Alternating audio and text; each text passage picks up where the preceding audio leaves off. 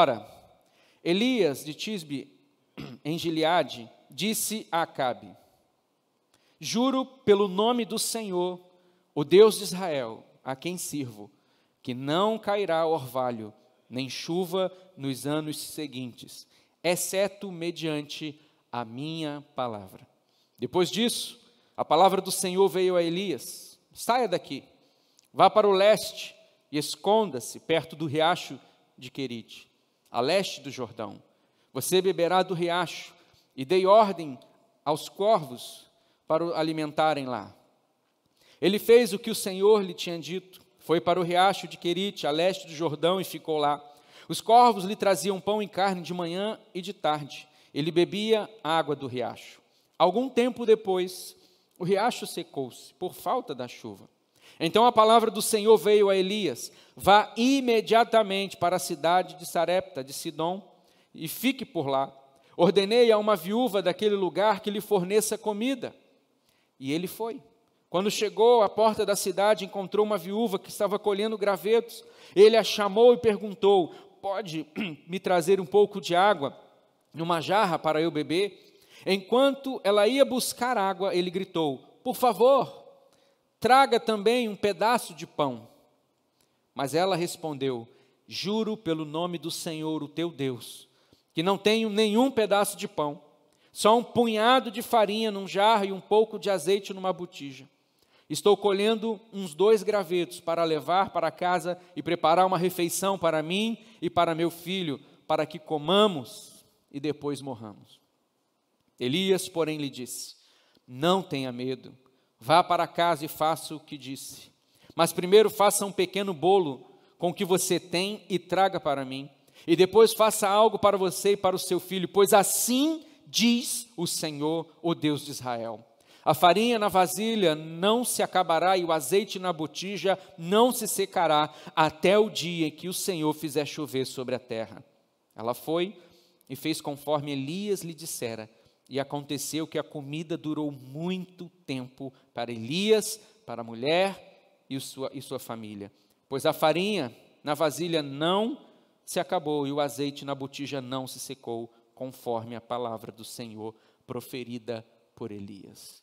Queridos, nós estamos diante de mais um momento com o profeta Elias, e um momento que percebemos aqui de grande crise, um momento difícil para a nação, um momento difícil.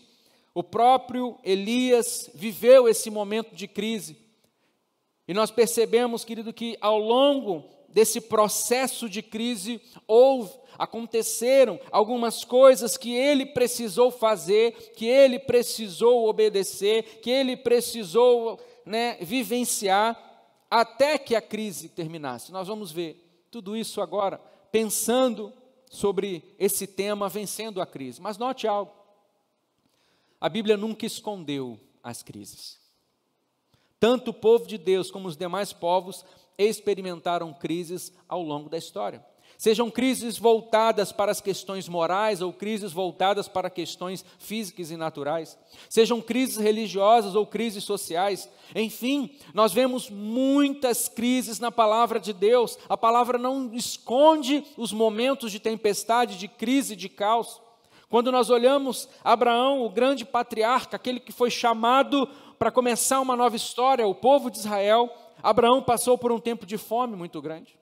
Ló viveu um momento de crise, porque a região que ele estava vivia uma crise moral, a ponto que Deus veio com juízo sobre Sodoma e Gomorra. Daniel e seus amigos passaram por crises devido à fé deles em Deus. Era uma questão religiosa e ali surgiu uma perseguição.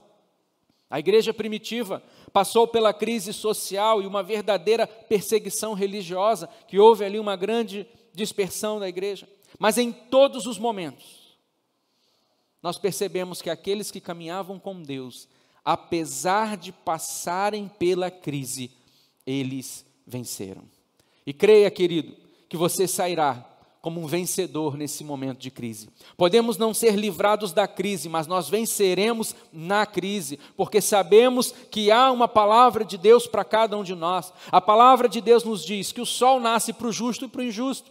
Isso quer dizer, querido, que as coisas boas ou ruins acontecem. A tempestade, ela vem para a vida daqueles, que construíram a casa sobre a rocha, como construíram a casa sobre a areia. A grande questão é que quem construiu a casa sobre a areia não vai suportar, mas aqueles que construíram na rocha vão vencer e perseverar. Elias era um grande profeta e liberou uma palavra profética para o rei Acabe. No versículo 1, nós percebemos que ele vai até Acabe e diz: juro pelo nome do Senhor, seu Deus, o Deus de Israel, a quem sirvo, que não cairá orvalho nem chuva nos anos seguintes, exceto mediante a minha palavra. Agora veja algo. Elias passou pela crise, mesmo sendo ele o comunicador da crise. Elias venceu a crise, não só a crise de água, de comida, que o povo passou, mas venceu a crise da perseguição que sofrera, venceu a crise da falta de Deus na nação de Israel, e mudou toda essa história. O que eu quero chamar a sua atenção, querido, que o pós-crise, quando tudo acabou, tudo estava melhor. Quando nós olhamos um povo que não queria mais saber de Deus, os profetas estavam sendo aniquilados, o louvor, a adoração já havia ruído, mas depois, quando a crise acabou, nós percebemos que tudo havia sido restaurado. É claro que passar pela crise não é fácil, e é por isso que nós precisamos aprender a vencer a crise. E eu quero hoje colocar 5 questões para nós vencermos a crise no nosso dia a dia. A primeira, você precisa ouvir a voz de Deus em meio à crise. Ah, pastor, isso é muito óbvio, isso é muito fácil. Não é não, querido, eu vou te provar algo. Jesus, ele veio, cumpriu a obra redentora, ele foi ao Pai, enviou o Espírito Santo de Deus, começou então a igreja, mas pouco tempo depois, Jesus tem que chamar o apóstolo João e fala com ele: João, escreve. Ele escreveu 7 cartas para as igrejas da Ásia, e em todas elas, Jesus disse: aqueles que têm ouvidos, ouçam o que o Espírito diz à igreja. O que Deus está querendo dizer, o que Jesus mandou, o grande recado, é que o Espírito Santo de Deus estava falando com a igreja naquele tempo, e eles não ouviram. Jesus teve que chamar João, João foi aos céus, e ele falou: agora escreve para aquela igreja, e João teve que escrever na igreja aquilo que o Espírito já estava falando, e ninguém estava ouvindo. Então, querido, parece simples, eu preciso ouvir a voz de Deus. Sim, mas você precisa realmente entender que muitas vezes a gente pensa que está ouvindo, mas a gente não está. Porque há um grande propósito. Quando ouvimos a voz de Deus, nós vamos entender isso perfeitamente. Mas a igreja primitiva, logo no início, já não estava mais ouvindo. Querido, nós precisamos ouvir a voz de Deus. Só vence na crise quem está ligado com Deus. Só vence a crise quem está ouvindo o que Deus tem falado, o que Deus tem direcionado. Quando nós olhamos o verso 2, vai dizer o seguinte: a palavra do Senhor veio a Elias. A palavra de Deus, querido, está chegando ao seu coração. Você tem ouvido, você tem meditado, você está aí recebendo algo de Deus. E quando nós vemos, verso 3 estava dizendo: sai daí. Verso 8, vai imediatamente para a cidade de Sarepta. Elias estava ouvindo a voz de Deus, Elias estava entendendo que Deus estava falando com ele. E é na crise que nossos ouvidos espirituais precisam estar mais atentos com Deus. Lembra de Isaac? Gênesis 26, verso 1 e 2 diz assim: houve fome naquela terra, como tinha acontecido no tempo de Abraão. Por isso Isaac foi para Gerar, onde Abimeleque era o rei dos filisteus. O Senhor apareceu a Isaac e disse: não desça ao Egito, procure estabelecer-se na terra que eu vou lhe indicar. No meio da crise, Isaac ouviu a voz de Deus: ei, não vai para cá, espera porque eu vou te direcionar. Lembra de Davi em Ziclag? 1 Samuel 38, diz que ele perguntou ao Senhor: devo perseguir esse bando de invasores, irei alcançá-lo? E o Senhor respondeu: persiga-os. é certo. Então muitas vezes, querido, é nesse momento de crise que nós temos que estar ligados com Deus e ouvindo Deus. Lembra de José e Maria? Mateus 2,13 vai dizer: depois que partiram, o anjo do Senhor apareceu a José em sonho e disse: levante-se, tome o menino e sua mãe e fuja para o Egito. Era crise, Herodes estava ali vindo para matar todas as crianças até 2 anos. Jesus corria um risco desde pequenininho. Mas José ouviu a orientação do Senhor. Querido, nós precisamos ouvir a voz de Deus. Você precisa se conectar ao Senhor e buscar a direção de Deus para a sua vida. Elias ouviu a voz de Deus e a cada momento estava sendo direcionado. Como eu posso ouvir a voz de Deus? Como eu vou ouvir essa voz? Querido, só tem como você ouvir essa voz se você estiver na presença de Deus. É na presença, é ali com o Senhor que você vai estar sensível à voz de Deus. Gosto muito de uma história, acho que eu já contei aqui, uma ou talvez até 2 vezes, uma história real que aconteceu nos Estados Unidos há muitos anos atrás. Um sociólogo americano estava em uma terra indígena e ele estava fazendo uma pesquisa sobre índios.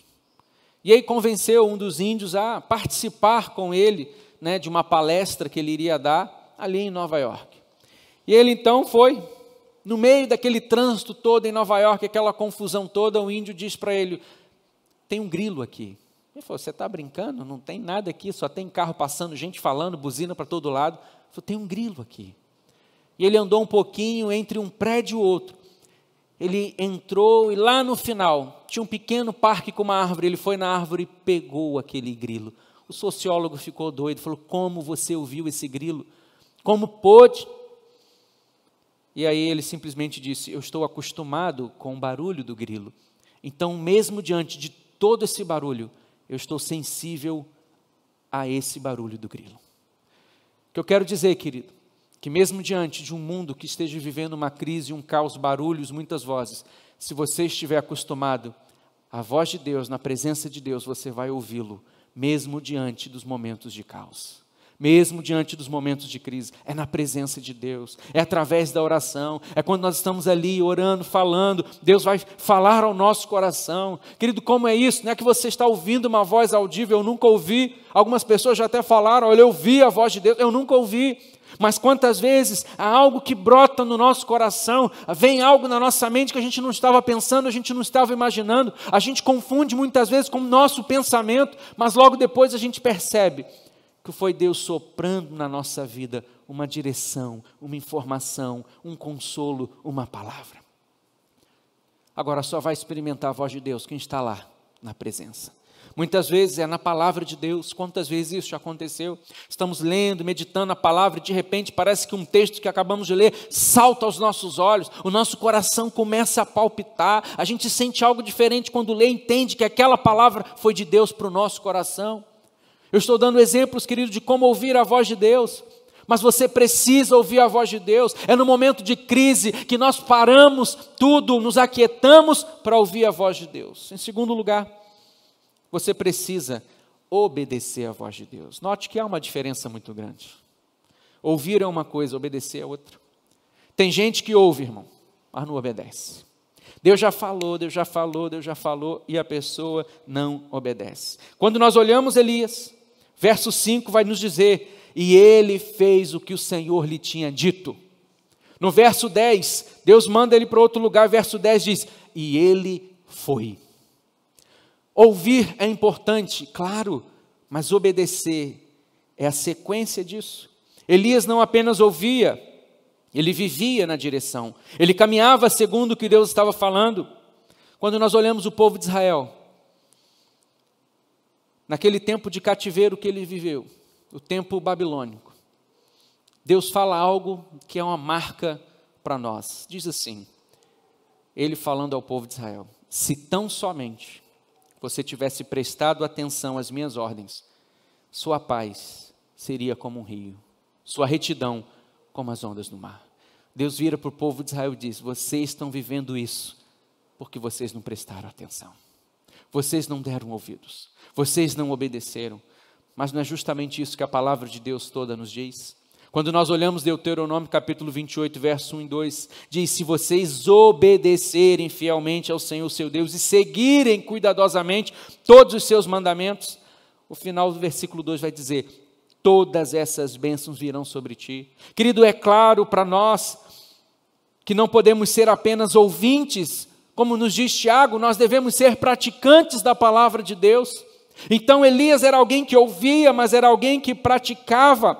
Agora, o próprio Senhor Jesus vai nos dizer: errais, porque não conhecem as Escrituras e nem o poder de Deus. Então veja que a Bíblia não diz aqui, se conheceres a minha palavra, mas é se obedecerem a minha palavra. Como muitas vezes nós erramos, irmãos, pela falta de conhecimento. Como erramos por não conhecer e por causa disso não praticar. Elias venceu a crise porque ele ouvia e ele obedecia. Quero te encorajar nesse tempo a você ouvir aquilo que Deus tem falado e colocar em prática aquilo que Ele já te falou. Pastor, mas parece que o céu está fechado. Uma outra coisa que eu entendo, querido, quando nos movemos em Deus, é que se Deus já falou e a gente não fez nenhuma atitude em relação a isso, para que Ele vai continuar falando se não há obediência? Muitas vezes Deus já parou de falar, porque aquilo que Ele já falou ainda não foi colocado em prática. Então é como muitas vezes um pai que já falou, o filho não está desobedecendo, ele vai, tá bom, eu vou deixar acontecer, porque a pessoa ela não quer obedecer. Então, em nome de Jesus, Deus nos chamou para vencermos. Eu estou aqui para ensinar um pouco através da palavra de Deus como vencer a crise. E nós começamos ouvindo e obedecendo. A decisão de obedecer nem sempre é fácil. Precisamos ter coragem para obedecer. Coragem, pastor, sim. Elias confrontou uma nação inteira, quando nós olhamos no capítulo 18, porque estava obedecendo ao Senhor. Elias viveu sobre ameaças, e nós vamos ver alguns textos disso já já. Elias viveu por milagre de provisão. Obedecer não é fácil, irmão. Obedecer requer sacrifício. Obedecer muitas vezes vai ser uma grande luta do nosso eu. Jesus, ele obedeceu à cruz.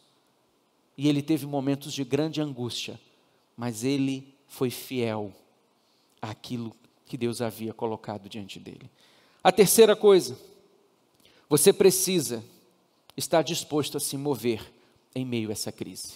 Nós vencemos quando nos movemos. Não se acomode. Elias se moveu o tempo todo. Obedecer a Deus muitas vezes será o sinônimo de mudança, mudança de hábito, mudança da forma de pensar. Isso significa agir. Se uma porta se fechou, nós vamos orar agora para que Deus abra outra. Olha para Elias, querido. Ele foi deslocado para o ribeiro. Elias foi lá, não vai chover durante alguns anos. Deus fala com ele, vai para o ribeiro, ele foi. Agora veja só. Quem fazia a comida de Elias? Você sabe, irmão? Nem eu. Provavelmente nem Elias. Mas a Bíblia diz que ele comia todo dia, de manhã e de tarde, de carne. Quem fazia a entrega, irmão? Olha o delivery aí, já tinha, o iFood já funcionava, iFood celestial. Sabe quem entregava? Corvo. Os corvos entregavam. De tarde e de manhã, diz o texto. Qual é o horário? Está aí, manhã e tarde. Estava na agenda de Deus sustentar o profeta e usar o que fosse necessário para isso. Querido, tem coisas que acontecem que a gente nem sabe, mas olha isso. Pão e carne de manhã e de tarde, diz o texto. Era a provisão de Deus, mas ele precisava o quê? Vai para o ribeiro, estou aqui, Senhor. Deus estava lá, estou cuidando de você, Elias. De manhã chegava o pãozinho. Querido, eu fiquei imaginando, né? Não creio que o corvo passava numa casa, entrava e pegava um pãozinho lá e saía correndo, né? Não creio, mas não sei o que acontecia. Eu sei que todos os dias, e a palavra de Deus vai dizer que isso durou algum tempo. Havia o socorro, a provisão do Senhor. Por isso, não ande ansiosa por coisa alguma. O Pai está cuidando de você. O Pai está cuidando de você. Como eu disse, o verso 7 vai dizer, isso durou algum tempo. Mas o texto diz, algum tempo depois o riacho secou. Querido, veja como Elias precisou se mover. Elias estava no riacho. Eu fico imaginando ele com o relógio dele espiritual, né? Ele olhava para o céu, né? Não tinha um relógio. Está na hora agora do lanchinho da tarde. Ficava olhando, cadê os corvos que ainda não chegaram, né? Molezinha, irmão, molezinha. Mas agora Deus fala assim, ó, secou, agora você vai ter que se mover. Imagina ele, não, mas eu gostei disso aqui, eu vou ficar aqui. Deus está dizendo, vamos se mover, Elias. Agora é hora de ir para outro lugar, agora é hora de você mover, agora é hora de você agitar. Ah, mas estava tão bom aqui, eu quero continuar aqui. Não, querido, Elias precisou se mover. Aprenda algo. Deus muda a forma de provisão. Precisamos estar ligados em relação a isso. Nós precisamos entender que muitas vezes Deus já moveu para nos abençoar, mas nós insistimos em algo. Mova-se. Escute, quem ouve e obedece, experimenta o sobrenatural de Deus. Elias estava experimentando. A provisão de Deus sempre antecipa a dificuldade que vamos enfrentar. A crise pode até chegar, mas os recursos já estão preparados em Deus e precisamos estar nele para pegar. Não fique parado resmungando da vida. Pense, crie, tome iniciativa de fazer algo, mas antes de tudo, conecte ao Pai. Conecte-se ao Pai. Talvez você diga, pastor, eu estou cansado. Irmão, estou contigo, estamos cansados disso. Quem não está? Sinto falta de todo mundo aqui. Até do pessoal que dormia na igreja, eu estou sentindo falta, irmão. Você imagina isso, é a saudade, a carência. O pessoal que às vezes tirava aquele cochilinho. Está angustiado, irmão? A gente fica. Mas é nesse momento que a gente para e se renova no Senhor. É nesse momento que a gente diz, Senhor, estou contigo. Somos chamados a vencer as crises. Somos chamados a superar, a perseverar. Isso tudo porque sabemos que aquele que está em nós não nos deu um espírito de covardia, mas sim um espírito de ousadia. 2 Timóteo 1,7 diz, pois Deus não nos deu espírito de covardia, mas de poder, de amor e de equilíbrio. Então vamos em frente, vamos vencer. Até lembrei de uma música que alguns não gostam, né? Vencer, vencer, vencer, mas isso é outra história, para a gente deixar para outra hora. A igreja é do Senhor Jesus. Nós somos a igreja dele, como eu disse hoje pela manhã. Então, querido, chega o momento que você precisa se mover. A porta fechou aqui, vai para o joelho, Senhor, mostra, o que o Senhor quer que eu faça, o que eu tenho que me mover, o que o Senhor tem para mim, eu estou aqui contigo, fala, Senhor. Querido, nós precisamos buscar isso em Deus. Mover também está ligado a ajudar uns aos outros. Agora nós vamos ver que uma viúva que não tinha nada, ela ajudou o próximo. Mover significa dar, compartilhar, contribuir. Na crise, vencemos compartilhando um com os outros. Como eu disse no anúncio, conseguimos mais de 200 máscaras, queridos. Que bênção, que bênção. Isso tudo porque existem pessoas que estão fazendo com amor, contribuindo, ajudando, para abençoar outras vidas. Então, guarde comigo, nós precisamos ouvir a Deus. Não só ouvir, nós precisamos obedecer. E nós precisamos a cada dia nos mover. Mas em quarto lugar, você precisa estar disposto a viver na dimensão de Deus. O que é isso? Elias viveu pela palavra de Deus. O que Deus falava, ele estava vivendo. Elias viveu pelo sustento de Deus. Deus no controle, provendo tudo. E Elias viveu pela proteção de Deus. Quando nós olhamos todo o contexto que ele estava vivendo, era um tempo muito difícil. Primeiro, 1 Reis 18, verso 4, diz o seguinte: Jezabel estava eliminando os profetas do Senhor. Ele vivia num tempo onde todos os profetas de Deus estavam sendo mortos. Isso não era fácil, querido, ele era um profeta. E não só isso, ele mesmo era alguém caçado por Acabe, o rei de Israel. O verso 18, capítulo 18, verso 10 diz, Obadias, que era o chefe do palácio, estava dizendo para ele, juro pelo nome do Senhor teu Deus, que não há uma só nação ou reino, aonde o rei, meu Senhor, não enviou alguém para procurar por ti. Obadias estava dizendo, quando encontrou-se com Elias, Elias, Eu estou falando pelo nome do Senhor, juro pelo nome do Senhor teu Deus. O rei Acabe mandou te caçar, ele está te procurando em todas as nações, em todo lugar ele enviou alguém.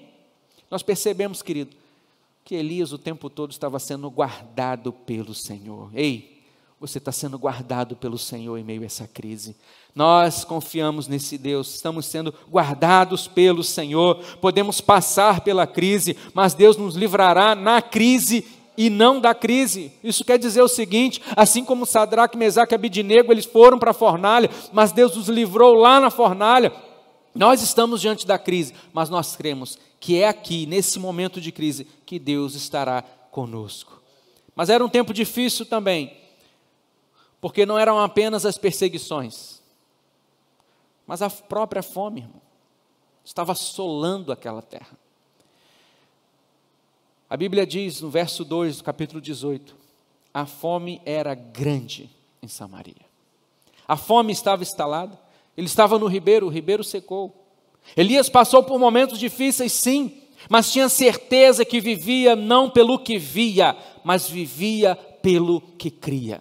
Existe um momento, querido, na nossa vida que a gente tem que começar a viver, não pelo aquilo que está acontecendo agora, mas pela palavra de Deus, pelo aquilo que cremos. É o que está em 2 Coríntios capítulo 5, verso 7, porque vivemos por fé e não pelo que vemos. Esse é o grande chamado do cristão, essa é a dimensão de Deus. Nós somos chamados a viver na dimensão de Deus, na dimensão do milagre, da provisão do Senhor. O exercício de fé é necessário para o crescimento espiritual. Vemos o profeta caminhar na dimensão de Deus o tempo todo, mas de repente, dentro dessa história que lemos, vemos dentro desse cenário uma mulher, uma viúva, pobre, tendo que viver agora, dentro dessa maneira, na dimensão de Deus. Ela não sabia, mas ela precisou dar um passo para entrar nessa dimensão. Do capítulo 17, que a gente está vendo, do 9 até o 14, nos conta uma história. Eu vou ler aqui para lembrar você. Vá imediatamente para a cidade de Sarepta de Sidom e fique por lá. Ordenei uma viúva daquele lugar que lhe forneça comida. E ele foi. Quando chegou à porta da cidade, encontrou uma viúva que estava colhendo gravetos. Ele a chamou e perguntou, pode me trazer um pouco de água numa jarra para eu beber? Enquanto ela ia buscar a água, ele gritou, por favor, traga também um pedaço de pão. Mas ela respondeu, juro pelo nome do Senhor teu Deus, que não tenho nenhum pedaço de pão, só um punhado de farinha num jarro e um pouco de azeite e uma botija. Estou colhendo uns 2 gravetos para levar para casa e preparar uma refeição para mim e para o meu filho, para que comamos e depois morramos. Imagina isso. Agora note, versículo 9, Deus falou, vá agora, imediatamente para Sidom. Tem uma viúva lá que eu já ordenei. O que o texto diz. Já ordenei porque ela vai te sustentar. Elias chega lá, né? Imediatamente partiu. Imagina Elias partindo. De repente, ele encontra a viúva. E aí, pede um copo d'água. Ela, pois não. No meio do caminho, fala, traz um pão também. A mulher vira. Não tem pão.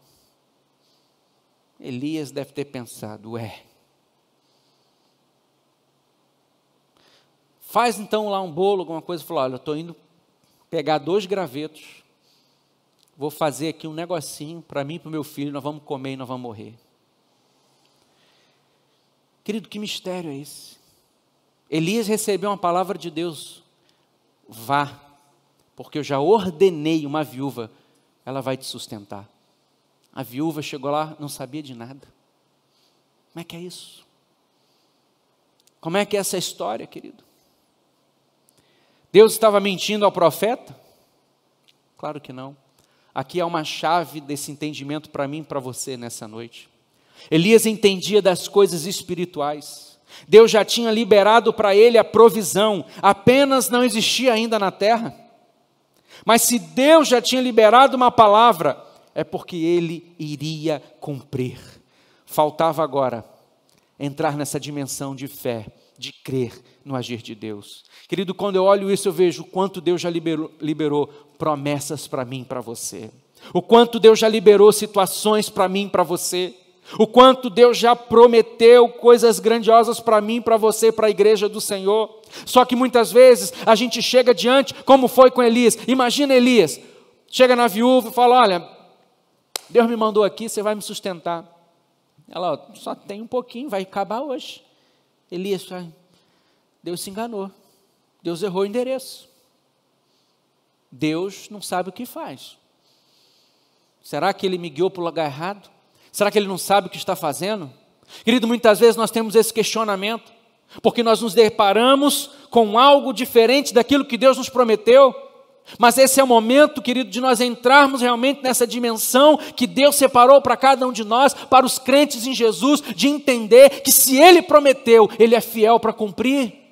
É entender, querido, que por mais que aquilo ainda não aconteceu, há uma palavra de que vai acontecer. Elias com ousadia diz, não tenha medo, pode fazer, mulher, pode fazer, porque como nos diz o texto aqui, a farinha não vai acabar, e o azeite não secará até o dia em que o Senhor fizer chover. Ele está dizendo, até o dia que acabar essa crise, Deus vai estar sustentando, Deus vai estar provendo, Deus vai estar agindo, porque há uma promessa de Deus.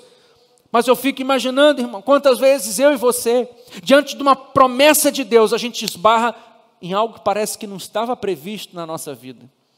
E a gente simplesmente olha para trás e recua. Mas aqui eu estou dizendo, não recue. Tem muita gente que já está dizendo, será que Deus existe? Estou tão desanimado. Estou fraco. Estou parecendo aquele bichinho, estou fraco, né? Estou fraco. Irmão, em nome de Jesus, levanta a tua cabeça. Onde está a tua fé? Onde está a sua convicção? Onde está o chamado de Deus soberano sobre a nossa vida, de viver pela fé? Está difícil, está na crise, mas nós aprendemos aqui que nós precisamos entrar na dimensão de Deus para viver as coisas de Deus. Esse é o grande desafio. Agora, Elias estava acostumado a viver isso, mas agora ele chega para uma viúva, que nem do povo de Israel era de Sidom, lá em Sarepta, e ela tem que escolher, eu vivo um dia e alimento meu filho, ou eu entro na dimensão de Deus e vou ter o recurso até a crise acabar. Nós temos as nossas escolhas. Muitas vezes, querido, nós vamos ter que falar como aquele homem falou a respeito do seu filho com Jesus. Quando Jesus disse que tudo era possível ao que crê, aquele homem disse, eu creio, mas me ajuda na minha incredulidade. Deus tem feito um convite para nós. Comece a andar na minha dimensão. Aquela mulher decidiu não temer. Aquela mulher decidiu fazer aquilo que o profeta estava dizendo. Querido, não tenha medo.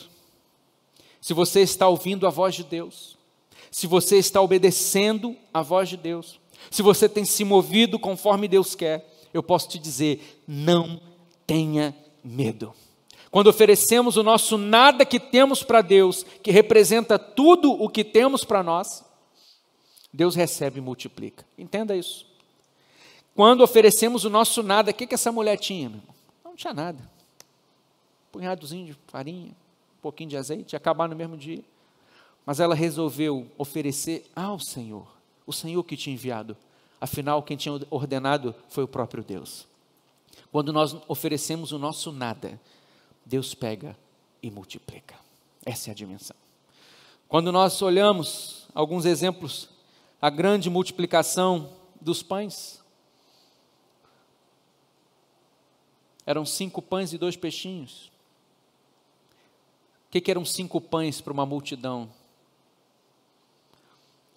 Eles entregaram nada para Deus. Deus fez multiplicar. Às vezes o nosso nada é nada mesmo. Talvez você lembre que Pedro e alguns outros pescadores estavam passando a noite inteira e não pescaram nada. E aí de repente eles chegam ali, Jesus entra no barco, prega, depois fala, vamos a águas profundas, lança a rede.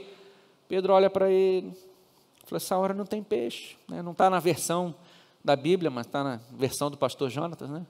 Pensamento de Pedro. Essa hora não dá peixe não, passamos a madrugada toda.